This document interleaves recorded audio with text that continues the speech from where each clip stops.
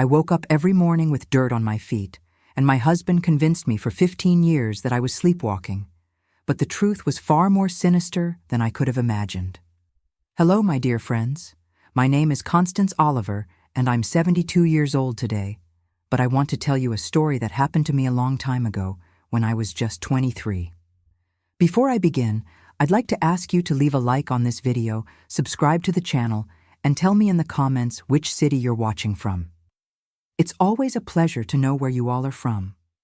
The story I'm going to tell today will give you chills. It's about how I spent 15 years of my life thinking I was going crazy, when in reality, I was the victim of a plan so diabolical that even today it gives me shivers to remember.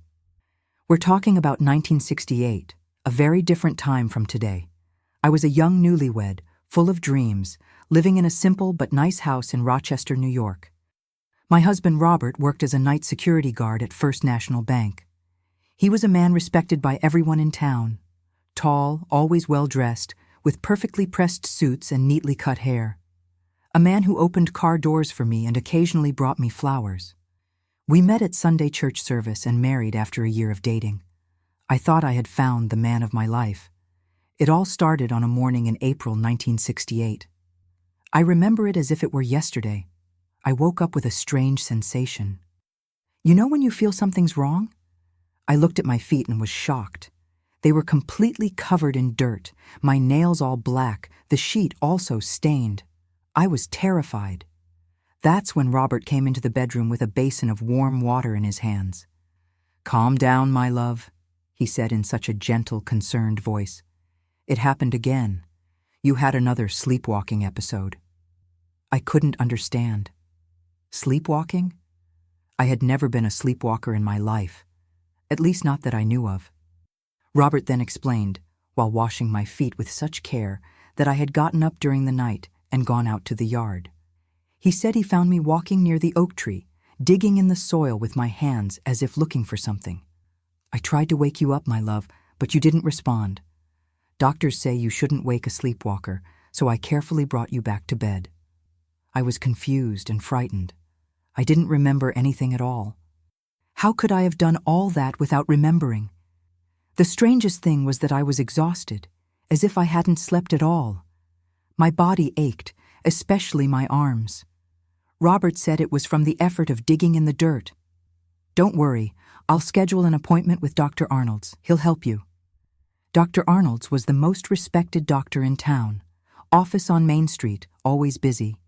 He saw us the very next day, thanks to Robert's insistence. He examined me, asked many questions, and confirmed the diagnosis. Severe sleepwalking, probably triggered by the stress of the recent marriage and moving to a new house. He prescribed some sedatives and told me to take them before bed to relax and avoid new episodes. Robert wrote everything down so carefully and kept the prescription in his wallet. He was always so attentive. I felt so protected with him. But the episodes didn't stop. In fact, they began to happen more frequently. 2, sometimes 3 times a week, I would wake up with dirt on my feet. And the strangest thing was that it always happened on nights when Robert worked and came back in the early morning. He said he would find me in the yard when he arrived, around 4 a.m. I began to feel increasingly distressed. We increased the dose of sedatives. Robert bought a rocking chair to place by the kitchen window. He said it was for me to relax more during the day, which would help me sleep better at night. He made chamomile tea with a white powder that Dr. Arnold's had prescribed. "It's to help you sleep peacefully, my love," he would say, while watching me drink every drop. 6 months later, the symptoms worsened. Besides the dirt on my feet, I began to wake up with a metallic taste in my mouth. Sometimes I had small cuts on my hands, unexplained bruises on my arms. Robert explained everything. I had fallen in the yard, hit low branches on the oak tree, grabbed sharp objects. "I'm going to have to start locking you in the bedroom, my love," he said one night. "It's for your own good. I'm afraid you might hurt yourself more seriously." And so began a new phase of my torment. Robert would lock our bedroom door from the outside when he left for work. "I'll leave a chamber pot under the bed in case you need it during the night." And he would take the key with him. The window has bars to prevent you from trying to get out during an episode and ending up hurting yourself. I felt increasingly like a prisoner, but at the same time grateful for his concern. After all, he just wanted to protect me, right? And yet, I still kept waking up with dirt on my feet. How was that possible if I was locked in the room? Robert explained that he would find me banging on the door, trying to get out, and that sometimes he would let me go to the yard so as not to upset my sleepwalking state, always under his supervision. Visits to Dr. Arnold's became monthly. He documented each episode in a thick chart full of notes. The patient presents an increasingly concerning condition, he would say as he wrote in his doctor's handwriting, which I could barely read. We'll have to consider more intensive treatments if this continues to progress. I would cry desperately, asking what was happening to me. Why couldn't I remember anything? Why did it only happen when Robert was home? The doctor and my husband would exchange concerned looks. It's typical of sleepwalking to occur when the person feels safe, when they know there's someone to take care of them if something happens, Dr. Arnold's explained. I tried to talk about this with my family, but Robert always found an excuse to avoid these conversations. They won't understand, my love. They'll worry unnecessarily. Let's resolve this between us. And I, naive as I was, believed him. After all, what woman wouldn't dream of having such a dedicated husband? Time passed, and the story of my sleepwalking began to spread throughout the neighborhood. People looked at me with pity, whispered when I passed by. Some even suggested I was losing my mind. This only increased my isolation. I stopped leaving the house, except to go to medical appointments, always accompanied by Robert. In 1973, after 5 years living this nightmare, something different happened. I woke up with a strange feeling. Besides the now familiar sensation of exhaustion and metallic taste in my mouth, there was a sharp pain in the index finger of my right hand. When I looked, I saw a small spot of black ink, as if I had used a fountain pen. That same day, Robert appeared with a gift. A new wedding ring, more beautiful than the original. To celebrate our 5 years of marriage, he said. I found it strange.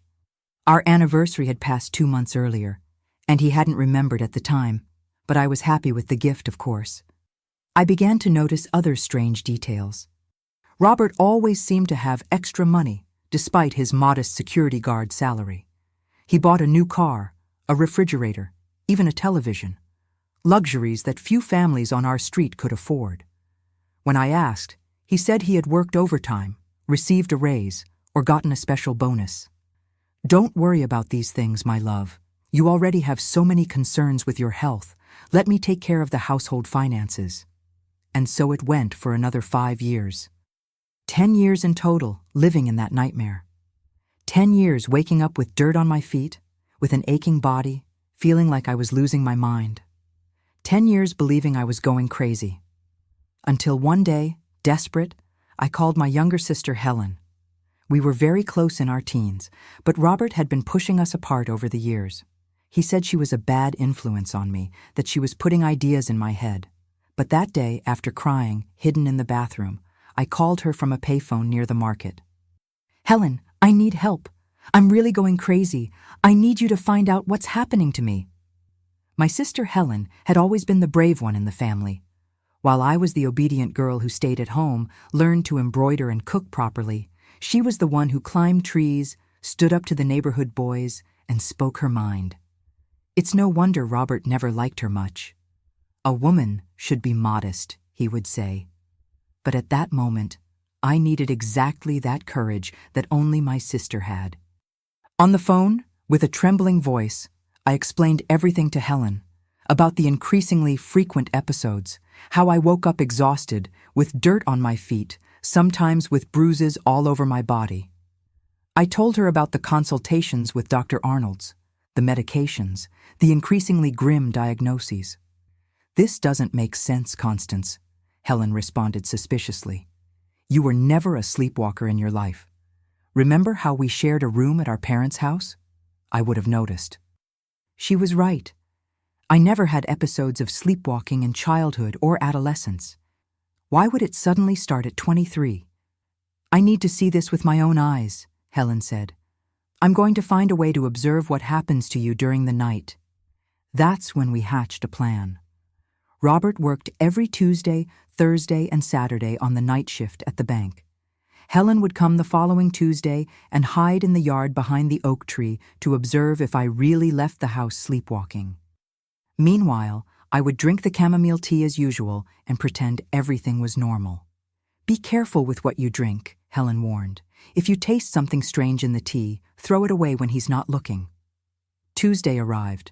Robert prepared my tea as usual, adding that white powder which, according to him, the doctor had prescribed. I pretended to drink it all, but when he went to the bathroom, I poured the tea into the plant in the corner of the living room. I went to bed as usual, pretending to become increasingly drowsy. "Good night, my love," Robert whispered, giving me a kiss on the forehead before leaving. "Sleep well." I heard the click of the key turning in the lock. I was locked in, as always. I lay in bed, silently waiting. I don't know how much time passed. Maybe an hour, maybe 2. Suddenly I heard the noise of the front door opening, footsteps in the hallway, the key in the bedroom lock. I pretended to be sound asleep. I felt Robert's presence beside the bed, watching me. Then something cold touched my nose, a strong, nauseating smell. I tried not to react, but it was impossible. My head started spinning. My limbs became heavy. I fought to stay conscious, but darkness began taking over. I don't know how long I was unconscious. I only remember confused flashes, being carried, cold on my skin, dirt on my hands, Robert's voice distant, giving me orders. "Dig here, deeper, take this, open it." When I finally truly woke up, I was back in bed. The sun was coming through the curtain slits. My feet were clean. Robert always washed them before putting me back in bed. But there was something different that morning. A small, folded piece of paper under my pillow. With trembling hands, I opened it. "Tomorrow at 10 at the market. I have photos. It's worse than we thought. H." My heart raced. Helen had seen something, and apparently something terrible. How would I leave the house and meet her? Robert rarely let me go out alone. Fortunately, he had left early to take care of things at the bank. He said he would return after lunch. This was my chance. I dressed quickly, took some money I had hidden in a cookie tin for emergencies, and left. The market was just 3 blocks from home. I found Helen sitting on a bench, clutching a small purse to her chest, nervously looking around. When she saw me, she ran to hug me. I felt her tears wetting my neck. "Constance, you need to run away. That man, he's not who you think." We moved away from the hustle of the market, sitting under a tree in the small square. Helen then opened her purse and took out some photographs. They were dark images, a bit blurry, taken at night with a simple camera. But what they showed was clear enough to freeze my blood. I got this Polaroid camera, borrowed from my brother-in-law. I saved for weeks to buy the film and develop it. I had to record everything, or no one would believe it. In the first photo, Robert was carrying me in his arms like a rag doll, my body completely limp, my head fallen back. In the second, he was placing me on the ground in the yard. The third showed him holding something against my nose, maybe a cloth. The fourth? The fourth was the worst.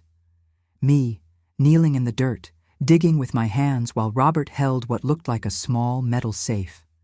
My eyes were open but vacant, the gaze of someone who isn't really there.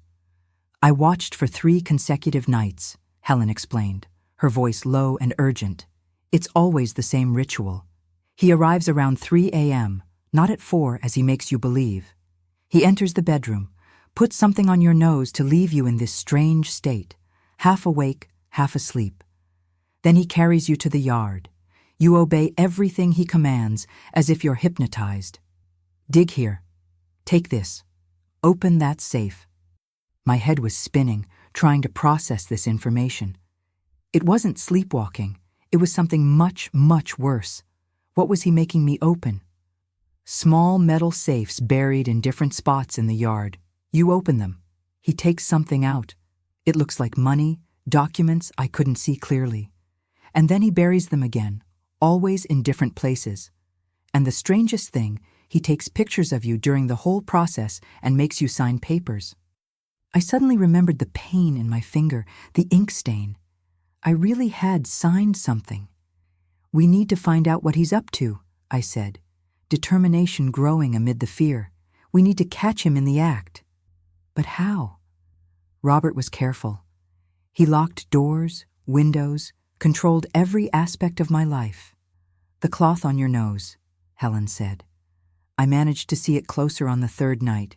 He soaks it in some liquid from a small bottle. From the strong smell when I passed near, it seems like ether. Ether.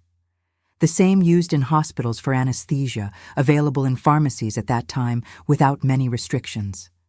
This explained the metallic taste in my mouth, the feeling of exhaustion, the memory lapses. Now I understand why he insisted so much on that tea. He was drugging me twice. First with the powder in the tea to make me drowsy and vulnerable, then with the ether to put me in this induced sleepwalking state.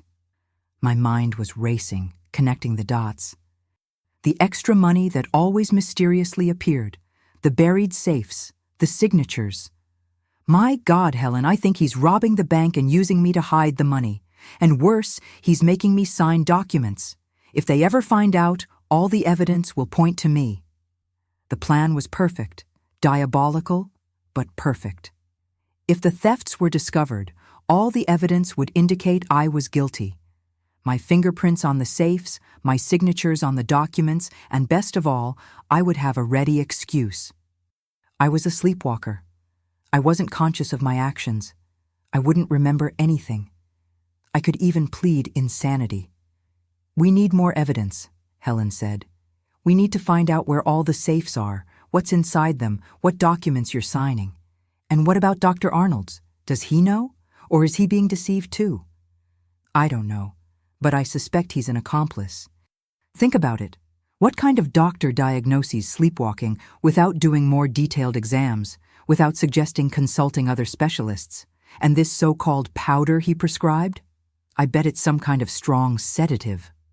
Helen was right. Everything indicated that Dr. Arnold's was part of the scheme. He probably received a percentage to provide false reports, controlled medications. What are we going to do now? First, you're not going to take anything Robert gives you anymore. We're going to pretend everything is normal while we gather more evidence. I'll continue observing and photographing for a few more nights, and we'll need to find where these safes are. How will I dig up the entire yard without him noticing? You won't. We'll wait for him to leave for work during the day. He always stops by the bank on Monday mornings, doesn't he? We'll use that time. I'll help you. And so we did. The following Monday, as soon as Robert left, Helen came with a small gardening shovel. We began to dig in the locations she had seen on previous nights. We didn't have to search much. Soon we found the first safe buried about a foot deep near the lemon tree. It was a small metal box about the size of a thick book. It was locked. How will we open it? Helen smiled, pulling out a small bunch of keys from her pocket. I made copies of his keys while he slept last night. One of them should work. The third key opened the safe. Inside we found bundles of money, dollars and bills of different values, small bundles organized by date, all annotated in pencil on a piece of paper. And more disturbing, a photo of me with open but vacant eyes, holding that same money. On the back of the photo, the date, June 12, 1973, and a note. COO confirms receipt of $5,000 in cash. Below, a signature. My signature. My God, Helen, he's making me confirm receipt of the stolen money. We continued digging. Over the course of that day and the following ones, always when Robert was out, we found 5 more safes. All followed the same pattern. Money, photos, notes with my signature. In total, more than $60,000. A fortune for the time. There must be more, Helen said. He's been doing this for 10 years.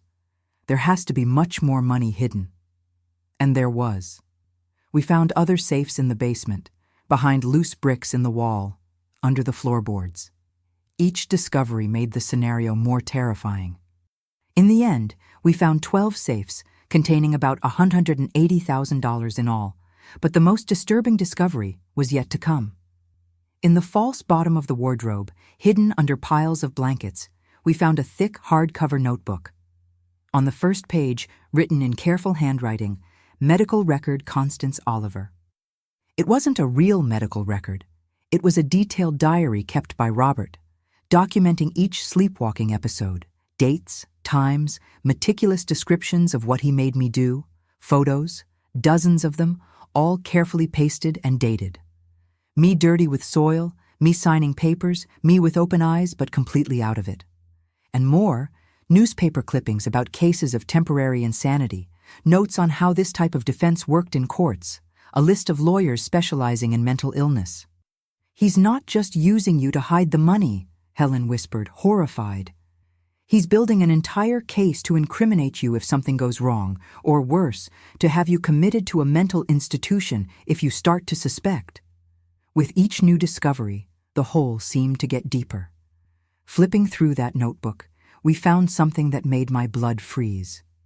In the last pages, stapled and a bit yellowed by time, there were newspaper clippings dated 1967, a year before my marriage to Robert. The headline of one of them read, "Wife of First National Bank employee dies after long mysterious illness." The photo showed a younger Robert with a serious face next to a coffin. Marie Helena, that was her name, Robert's first wife. The newspaper said she had suffered from undiagnosed neurological disorders for about 3 years, which included episodes of erratic nighttime behavior, similar to sleepwalking. It also said she had been found dead in bed, apparently from natural causes, dead at 27, after 3 years suffering from the same symptoms I had been presenting for 10. "He's done this before," I whispered, my voice choked with terror. "And that woman? That woman died, Helen." My sister held my trembling hands. "But you won't suffer the same fate. Now we know the truth. We can stop him." Another clipping brought a small note about Marie Helena's funeral, held at the municipal cemetery. And most disturbing, a photograph showing Robert next to a woman who, I have to admit, resembled me somewhat. Dark hair at shoulder length, large eyes, round face. "He has a type," Helen commented, horrified, "and you fit perfectly into it." A third clipping, from just 2 months after Marie Helena's death, announced the engagement of Robert with Constance Oliver, daughter of a respected family from a neighboring town. This explained the haste with which Robert had courted me, the insistence on a quick marriage. My God, Helen, we met just 3 months after her death. He was already watching me, choosing me as the next one. As we continued investigating, we found something even more disturbing hidden in the lining of an old suitcase in the attic. A sealed package containing what appeared to be Marie Helena's medical records. Not a false one like mine, but real hospital documents with an official letterhead. Apparently, Robert had stolen them or obtained them through some illicit means. The documents revealed that Marie Helena had died with alarming levels of sedatives in her blood. The medical examiner had handwritten, "Possible prolonged use of barbiturates, consider further investigation." But for some reason, that investigation never happened. The case was closed as natural death. He killed her. Helen, he killed his first wife the same way he's trying to kill me, slowly, with drugs, making her appear crazy or sick. In the same package was something even more revealing. A transfer letter from First National Bank showing that Robert had been transferred from Buffalo to Rochester shortly after Marie Helena's death. It wasn't a coincidence, it was an escape. Escape from an investigation that might have happened if he had remained in the same city. That night, I couldn't sleep. How could I? Lying in the same bed next to the man I now knew to be not just a thief, but probably a murderer. The same man who had killed his first wife was now breathing peacefully beside me. With each breath he took, I felt as if I were counting down the minutes of my own life. We needed a plan. We couldn't simply run away. Robert had influence in town, friends in the police. He would say I was delusional, that my mental condition had worsened, and there was all that incriminating evidence against me, the photos, the signatures, the money with my fingerprints. The next morning, Helen and I met again at the market. We decided to investigate the thefts more deeply. If we could prove that Robert was robbing the bank, perhaps we could get the authorities to listen to us about the rest. Helen had a friend who worked at the post office, close to First National Bank. Through him, we discovered that the money bags arrived every Wednesday, passing through night security, exactly Robert's shift. As a security guard, he had access to the keys, to the temporary safes where the money was kept before being deposited in the main vaults the following morning. The scheme became clear. Robert was diverting small amounts from each bag, $500 at a time, amounts that wouldn't be immediately noticed in a quick count. Over many years, these small diversions had added up to a fortune, and I was the perfect alibi. If he was ever caught, he would say that I, in my sleepwalking episodes, had stolen his keys and made the diversions without his knowledge. There were even photos and documents to prove it. Over the following weeks, we continued collecting evidence. Helen managed to photograph the safes, the money, the incriminating documents. We also discovered that Dr.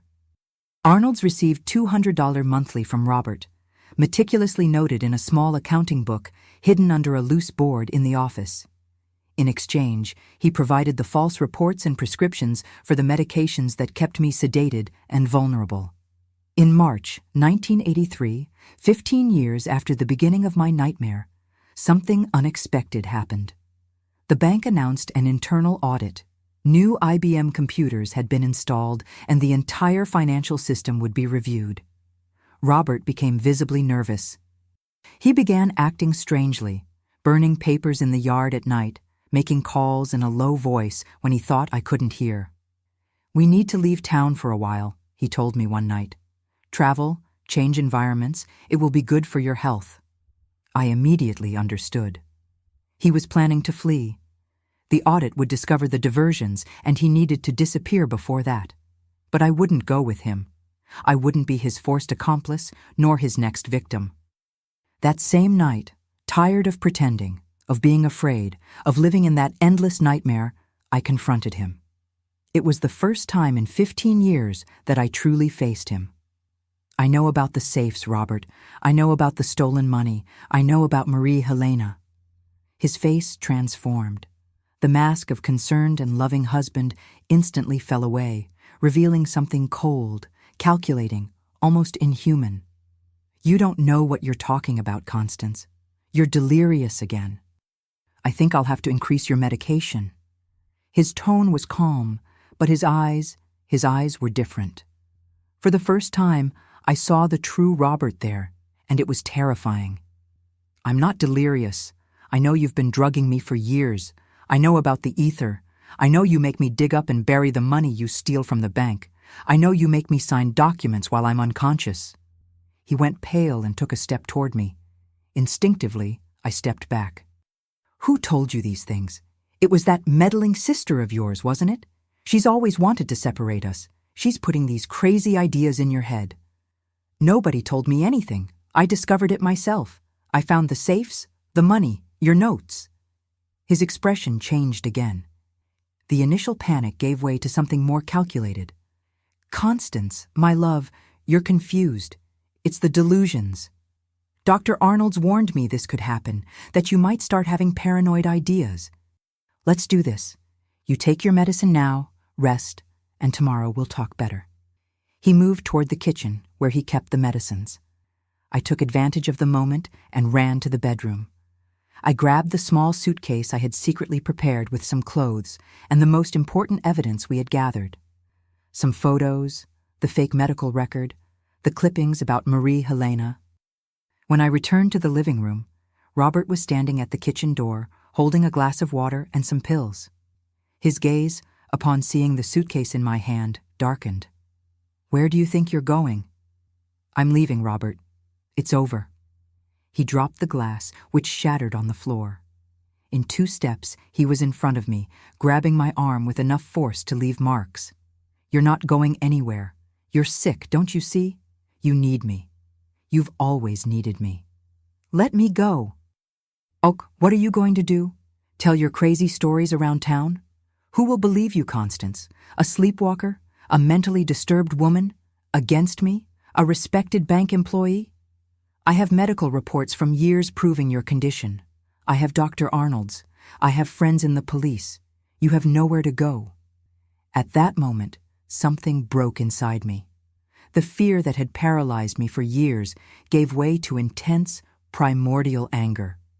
With a sudden movement, I freed myself from his grip. I'm going to tell everyone about the thefts, about how you drug me, about how you make me sign documents, about Marie Helena. Upon hearing her name, Robert froze. It was just for a second, but it was enough. I saw that I had touched on something he feared. What do you know about Marie Helena? I know she died mysteriously after presenting the same symptoms as me. I know you moved here right after. I know you married me just 3 months after her death. He advanced again, but this time I was prepared. I dodged and ran to the door. I was almost reaching the doorknob when I felt his hands in my hair, pulling hard, dragging me back. You're not going to ruin everything, he growled in a voice I had never heard before. Not after so many years. Not when we're so close. Close to what? To leaving this godforsaken place. I have enough money now. I planned everything. We're going abroad to start a new life, just you and me. Like you did with Marie Helena. His face contorted into a mask of fury. Marie Helena was weak. She couldn't follow simple instructions. She kept asking too many questions, questioning too much. In the end, it was better that way. A confession. There it was, finally, the admission of what I feared most. Robert had really killed his first wife, and now he was planning to flee with me, or perhaps, if I didn't cooperate, eliminate me too. Using all the strength I could muster, I shoved him with my shoulder, making him lose his balance and hit the table. The lamp fell, breaking on the floor. I took advantage of the moment to run to the door, open it, and escape into the night. I ran like I had never run in my life, through the dark and silent streets of that town that had been my prison for 15 years. I ran to Helen's house, desperately knocking on the door, looking over my shoulder every second, fearing to see Robert emerging from the darkness. Helen opened the door, saw my state, disheveled hair, tears on my face, the suitcase clutched to my chest, and immediately understood. He knows, I managed to say between sobs. He knows we discovered everything, and Helen, he confessed, he killed Marie Helena. That night at Helen's house was the first in many years that I slept without fear. It wasn't a peaceful sleep. Nightmares woke me every few hours, but it was sleep without Robert by my side, without the constant threat of what he might do while I was vulnerable. At daybreak, we decided it was time to seek help. We couldn't face Robert alone. He had connections, influence, an entire system that protected him. We needed the authorities. Let's go to the police station, I told Helen, gathering the evidence we had collected. With all this, they'll have to listen to us. How naive I was. I had no idea what awaited us. The Rochester police station was an old building with peeling walls and fans that lazily spun on the ceiling. Sheriff Mauricio Alves was a middle-aged man with graying hair at the temples and a thick mustache. He knew Robert from the local Rotary Club. They played bocce ball together on Sundays. So, Mrs. Oliver, you're telling me that your husband, a respected man in this town, an exemplary employee of First National Bank for 17 years, is stealing money and, what was it again? Drugging you at night? His tone made it clear he didn't believe a single word. His eyes went from me to Helen as if we were playing some kind of prank. I have evidence, I insisted, opening the suitcase. Photos, documents, the money we found buried in our yard. I began spreading the evidence on his desk. Helen's photographs showing Robert carrying me unconscious, the documents with my forged signatures, the newspaper clippings about Marie Helena. The sheriff picked up one of the photos and looked at it without much interest. This doesn't prove anything. It could be anything. Mr. Robert carrying you back to bed after a sleepwalking episode, as he has explained so many times. But the money, we found more than $180,000 hidden in our house. And can you prove this money was stolen? Do you have any document from the bank confirming diversions in that exact amount? He knew I didn't. And this story about the first wife, Mrs. What was it again? Marie Helena. That's it, Marie Helena. You're suggesting, based on newspaper clippings from 16 years ago, that your husband murdered his first wife. That's a very serious accusation, Mrs. Oliver. I felt my face burning with frustration and anger. He confessed last night when I confronted him. Do you have this confession recorded? Any witness besides your sister? Again, he knew the answer. Look, Mrs. Oliver, I'll be frank with you. What I have here are very serious accusations without concrete evidence. What I have on the other side is your medical history documented by Dr. Arnold's over 15 years, showing a progressive pattern of mental disorders. I have the testimony of a dedicated husband who takes care of you, despite all these problems. I have the word of a respected citizen against that of a lady with, well, with all due respect, with documented psychological problems. Tears of anger and frustration ran down my face. It was 1983, and the word of a woman, especially one labeled as mentally unstable, was worth very little against that of an established, respected man. Helen, always braver than me, banged on the sheriff's desk.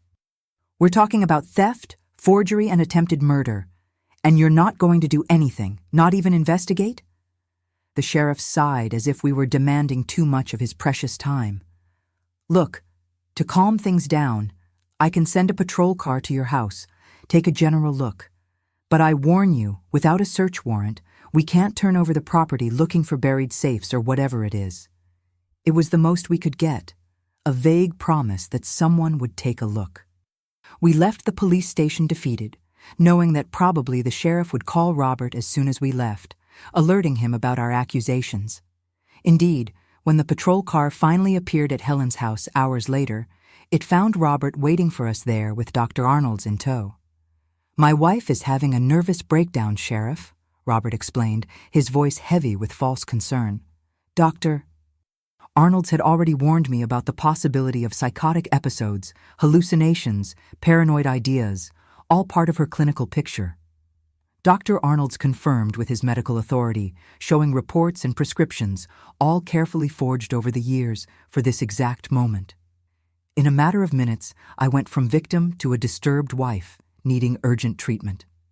Let's take her to the state psychiatric hospital, suggested Dr. Arnold's. There she will receive the necessary care. Psychiatric hospital. In those days, these places were virtual human depositories.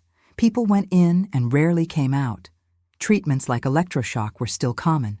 If I were committed, it would be my end. She's not going anywhere. Helen positioned herself between me and them. My sister is lucid in telling the truth. If you're not going to investigate her accusations, at least you're not going to drag her to an asylum. The tension in Helen's small living room was palpable. Robert, realizing it wouldn't be as easy as he imagined, changed tactics. Maybe you're right, Helen. Maybe a hospital is too drastic at this moment. Constance can stay here with you for a few days to calm down.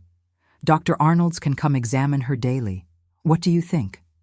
It seemed like a concession, an offer of peace, but I knew Robert too well after so many years.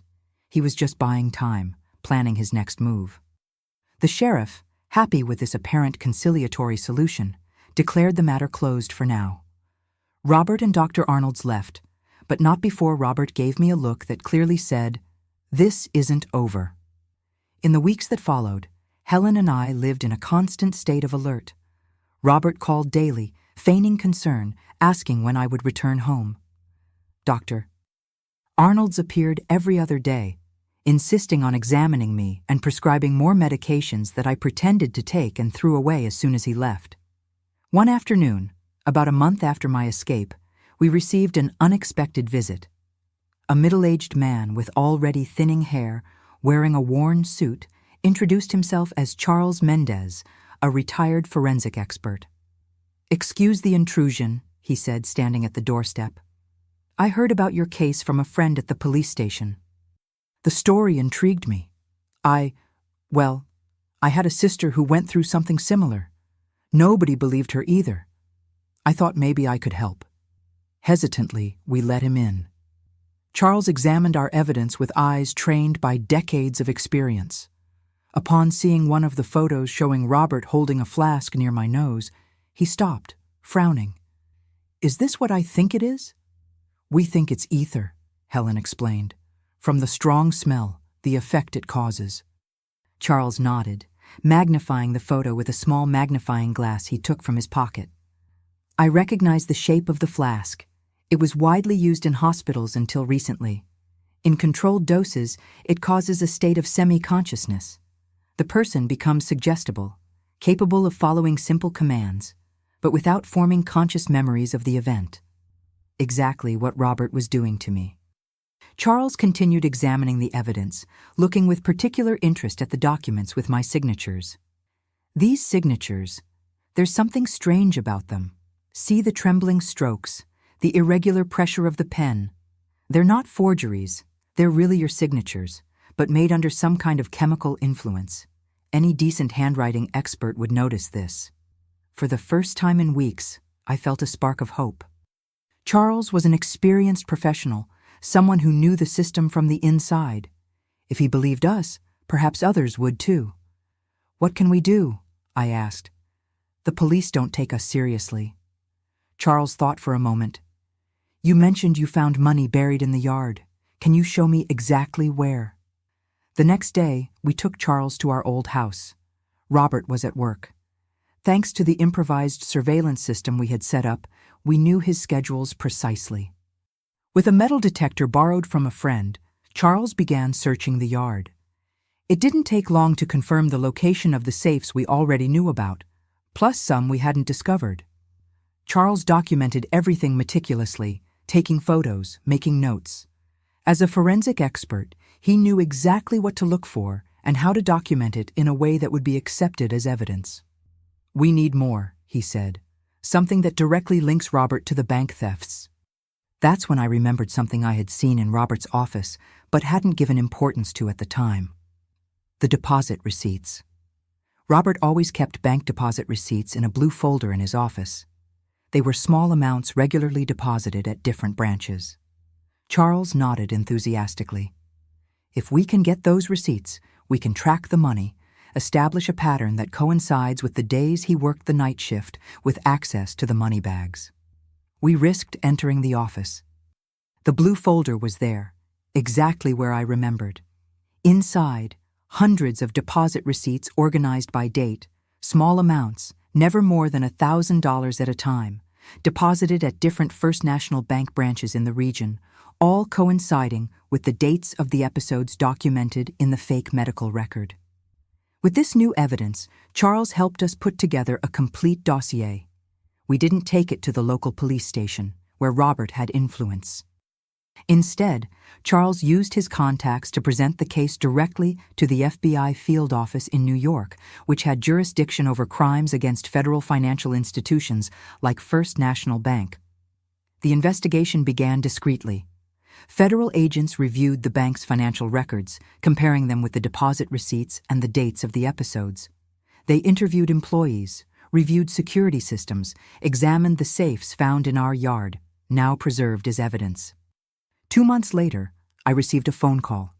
It was Charles, his voice excited. They found the discrepancies.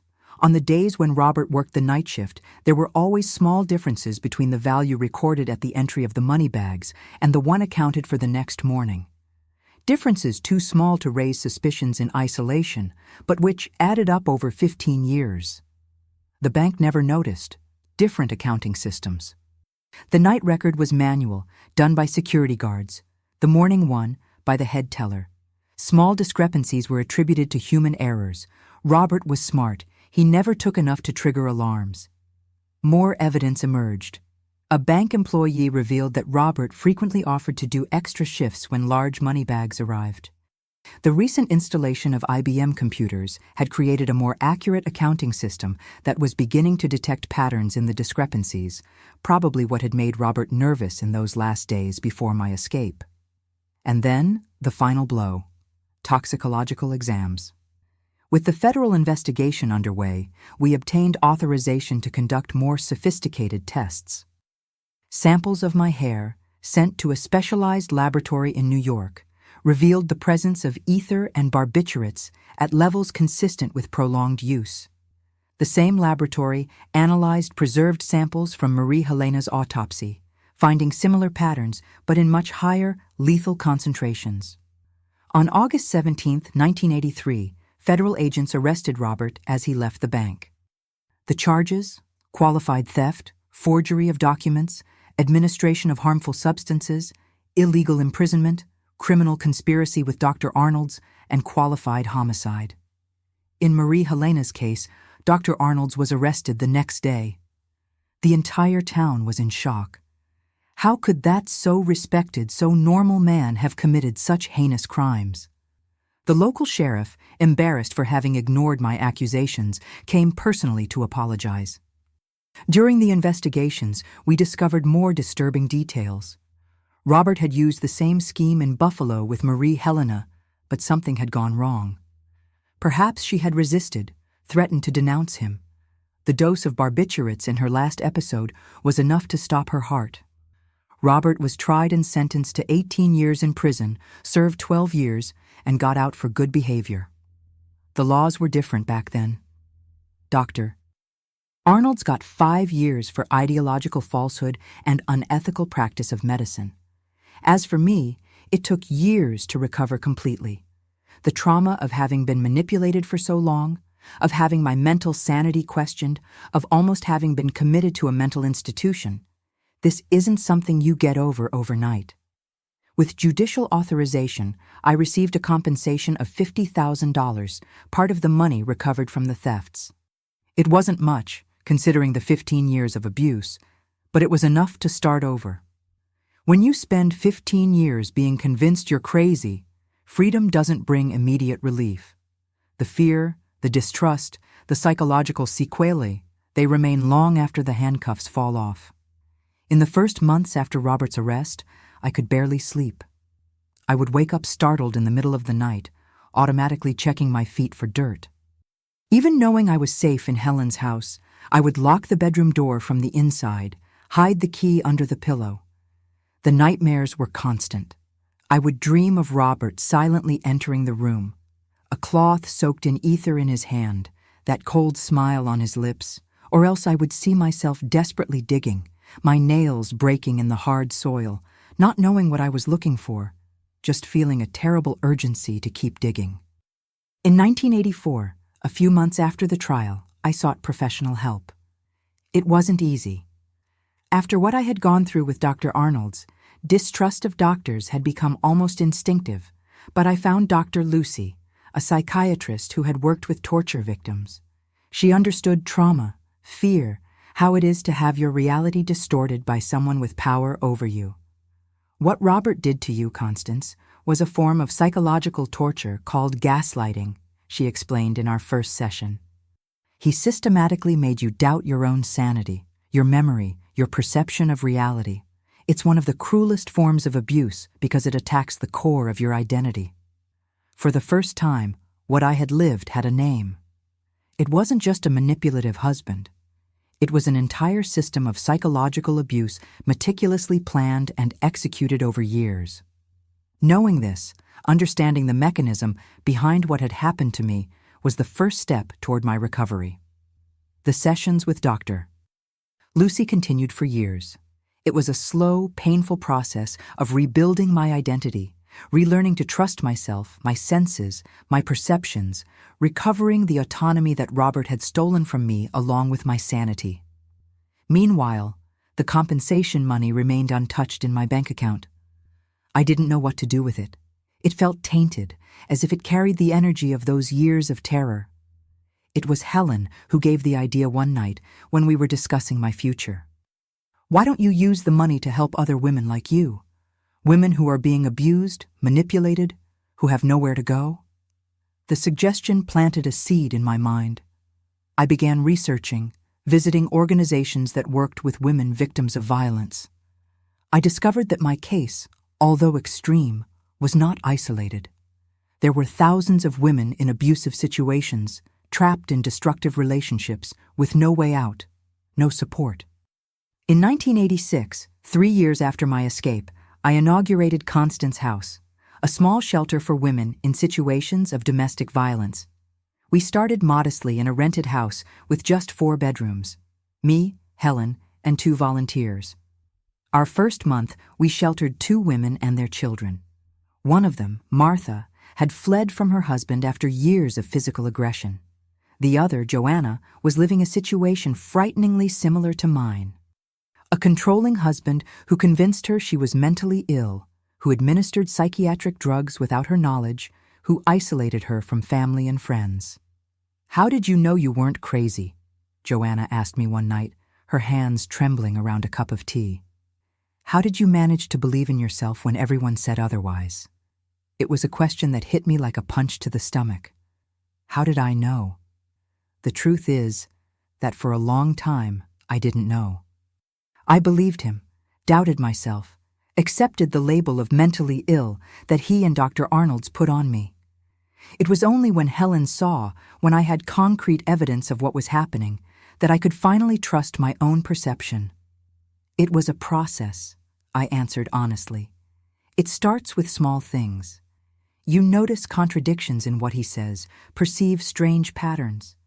Your body feels something is wrong, even when your mind doubts. And then, one day, you find the courage to ask, to investigate, to seek help, as you're doing now." Joanna cried that night, cried like someone who finally finds permission to feel her own pain.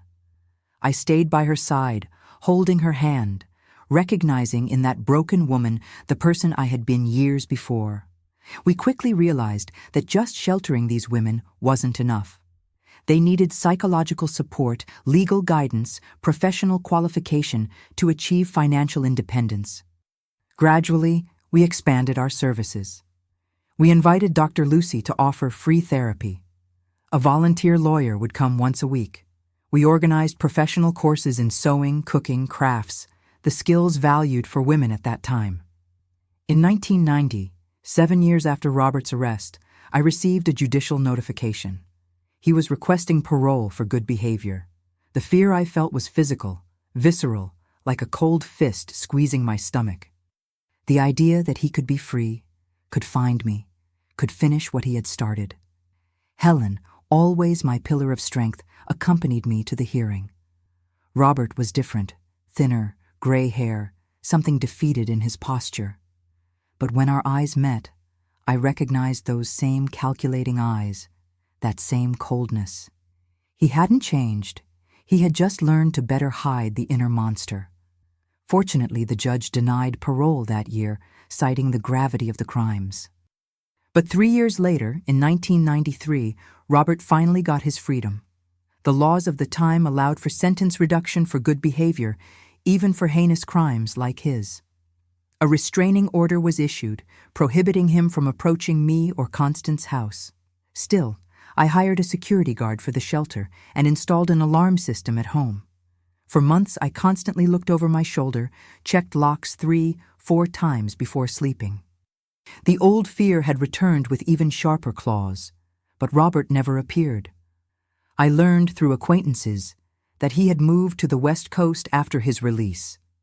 Years later, in 1998, we received news that he had died of a heart attack. I felt a strange mixture of relief and emptiness. There was no revenge or satisfaction in his death, just the closing of a dark chapter in my life. Meanwhile, Constance House continued to grow. In 1995, we managed to buy the property where we operated, thanks to donations and a special government financing for social organizations. We expanded to 12 bedrooms, able to shelter up to 20 women and their children simultaneously. We hired a social worker, a full-time psychologist, a lawyer. We set up a small library, a computer room, a play area for the children. More important than the physical structure was the work we did. Each woman who passed through Constance House received not just a temporary roof, but a personalized plan for recovery and independence. We worked on self-esteem, autonomy, rebuilding identity after abuse. We taught about different types of violence, not just physical, but psychological, patrimonial, moral. We helped identify early signs of abusive relationships. "You saved my life," Teresa once told me, who had arrived at the shelter with her face disfigured by cigarette burns and acid that her husband had thrown at her. "Not just by giving me a place to stay, but by making me believe I deserve a different life." Words like this made everything worthwhile: the trauma, the pain, the hard work, the sleepless nights. I had transformed my suffering into purpose. The prison Robert had built for me had become the foundation for the liberation of hundreds of other women. Over the years, Constance House became a national reference in sheltering and supporting victims of domestic violence. We were pioneers in many practices that were later adopted by other shelters. We created one of the first specific programs for women victims of psychological abuse and gaslighting, based on my own experience and Dr. Lucy's knowledge. In 2006, I was invited to participate in the discussions that would lead to the creation of the Violence Against Women Act. I took with me the voices of all the women who had passed through Constance House, their stories, their needs. It was exciting to see that law being sanctioned, to know that finally there was a specific legal instrument to protect women in situations of violence. In 2013, at 68, I began to reduce my direct participation in the administration of the shelter, passing the responsibility to a young and competent team, many of them former guests of the house who had graduated and returned to work with us. It wasn't a complete retirement. I continued to be involved as an advisor, participating in events, giving lectures at schools and universities about domestic violence and psychological manipulation.